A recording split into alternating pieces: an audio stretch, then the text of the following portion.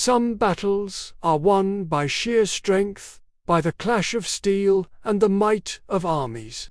But then there are battles that are won by something else entirely. By faith.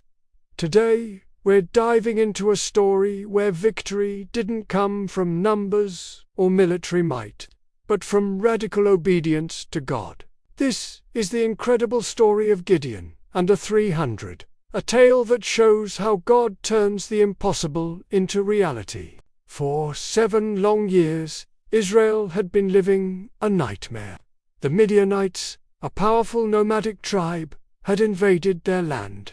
The Bible describes them coming like a swarm of locusts, a devastating plague that swept across the country. They didn't just conquer, they consumed everything. They destroyed the crops right as they were ready for harvest.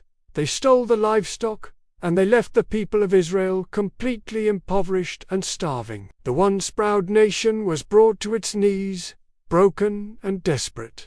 Finally, after 7 years of suffering, the people cried out to God.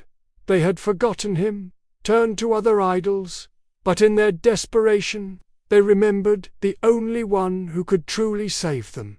And God heard their cry. But his answer wasn't what anyone expected. He didn't send a mighty king or a massive army from a foreign land. Instead, his plan began with a single man. This man was Gideon.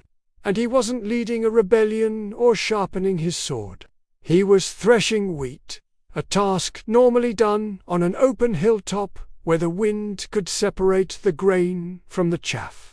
But Gideon was doing it in a winepress, a sunken pit used for stomping grapes, all because he was terrified of being seen by the Midianites. He was the embodiment of Israel's fear-hiding, trying to survive, feeling utterly powerless. And it's right there, in that moment of fear and hiding, that the angel of the Lord appeared to him. Imagine Gideon's shock when this divine messenger looks at him and says, "The Lord is with you, mighty warrior." Mighty warrior. Gideon must have looked around. He was anything but a warrior. He was a farmer in hiding. He immediately voiced his doubt. He said, "If the Lord is with us, why has all this happened?" He felt abandoned, weak, insignificant. He came from the weakest clan in his tribe, and he was the least in his family. He felt completely unqualified for any great task. But God wasn't looking at Gideon's present circumstances. God saw his potential. He saw the leader he was about to create. God's call wasn't based on Gideon's resume.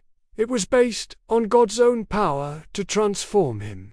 Even with this divine encounter, Gideon was still riddled with doubt.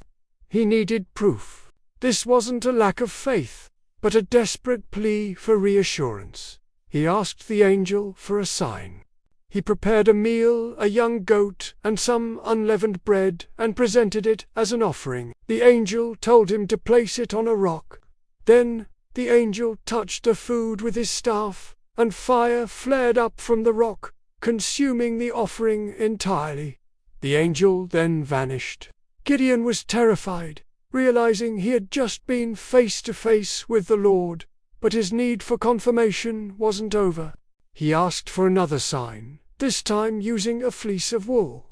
He said, "God, if you will save Israel by my hand as you have promised, let this fleece be wet with dew in the morning, while the ground all around it is dry." And in the morning, it was so. He wrung a whole bowl of water from the fleece. He reversed the request. This time, let the fleece be dry, and let the ground all around it be wet with dew. And the next morning, God did exactly that. Now, it was time to gather an army. The call went out across Israel, and men from several tribes responded.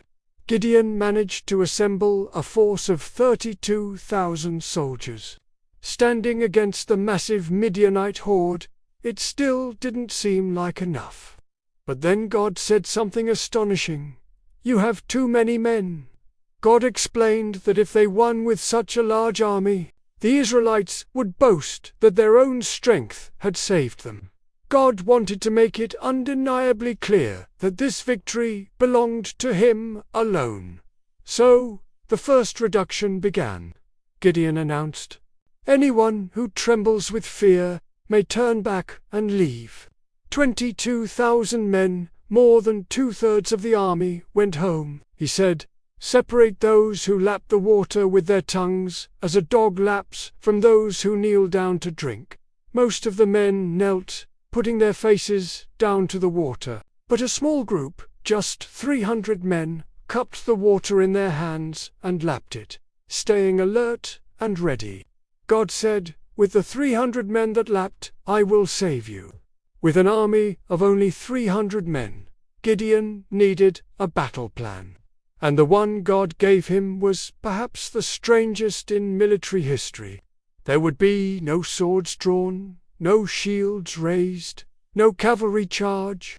Their weapons were completely unconventional. Each of the 300 men was given 3 things: a trumpet, an empty clay jar, and a torch to hide inside the jar. The plan was a nighttime stealth operation. Gideon divided his 300 men into 3 companies, surrounding the vast Midianite camp on all sides under the cover of darkness. The enemy was asleep, completely unaware of the tiny force positioned on the hillsides around them. The instructions were simple and precise. Wait for Gideon's signal. When he blew his trumpet, they were all to blow their trumpets.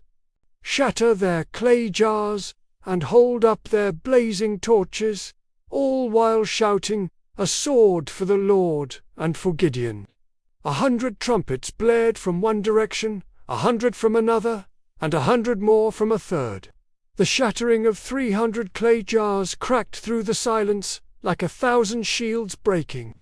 And suddenly, the dark valley was filled with 300 points of blazing light surrounding the camp.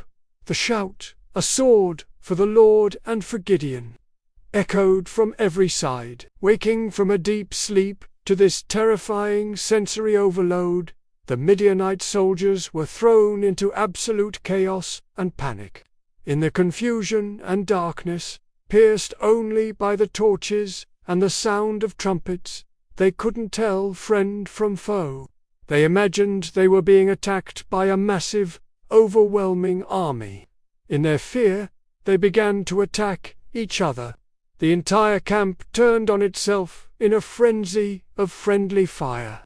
The battle was won not by an Israelite sword, but by the chaos God instilled in the hearts of the enemy. The Midianites fled in terror, and the Israelites, now emboldened, pursued them and secured a total victory. Without a single sword being lifted by Gideon's 300 men in the initial assault, God had delivered Israel. The 7-year reign of terror was over. A nation that was hiding in caves was now free. The impossible had become a reality, all because one man, despite his fear, chose to trust God's bizarre plan over his own understanding. In the end, Gideon and all of Israel learned a profound lesson, one that echoes through the ages for every person of faith. God doesn't need our strength, our numbers, or our qualifications. He just needs our obedience. He doesn't look for the most capable, but for the most willing. It is often in our moments of greatest weakness, when we feel most inadequate, like Gideon in the winepress, that God's power is able to shine the brightest. Victory doesn't come from the might of our own hands. It comes from placing our complete trust in the hands of God. Thanks for watching. If this story inspired you, don't forget to like, subscribe, and hit the notification bell so you don't miss our next video.